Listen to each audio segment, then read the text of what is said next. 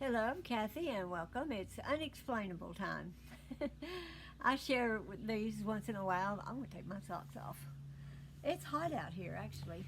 But anyway, we're in Texas. It's hot one minute, it's cold the next. But anyway, this one happened about 26, 27 years ago. And it's a little scary. It was to me, of course. And most of my unexplainables are not scary, they're just unexplainable. So anyway, this one I was my then husband. He's late now, and ex. He was late. He's a late ex-husband, but at the time, he traveled for his job all the time. He was hardly ever at home because he worked out of town, and so all during the week he came home on the weekends. Well, one night I woke up in the middle of the night and I woke up to a sound of, it sounded like a man groaning, but it was the kind of groan that was like someone was injured or hurt some way, in pain, So I, I, I felt bed. I knew there was nobody in the bed, but I felt over there because it sounded like it was just right next to me in my bed, like right there.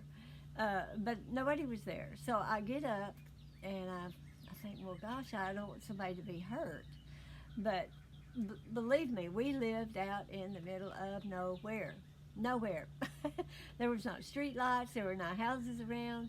It wasn't off grid. We had electricity. We had all the amenities, but it was just way off the road. And so we were totally alone. And my son was home and my youngest daughter. And he was a teenager, and so was she. Uh, so anyway, I took my flashlight and I looked all around the house, and I knew in my heart of hearts, you know how when you know something, I knew it came from right there in my bed, or at least that's what it sounded like. I knew it wasn't out there anywhere, but I took the flashlight because I thought I've got to look. So I stepped outside. Of course, it's dark as it can be because no street lights, no nothing, no other homes for a long ways off. But anyway, I took my flashlight and I just kind of looked around the edge of the house, and cautiously, I didn't see nobody because I thought, well, if somebody's hurt, maybe they wandered off the road and got hurt.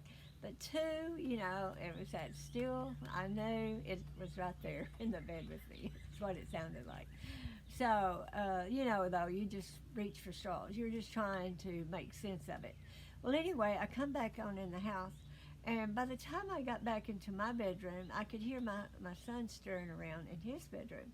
So I walked through the door and I said, I called his name. His name's Adam. I said, did you hear anything?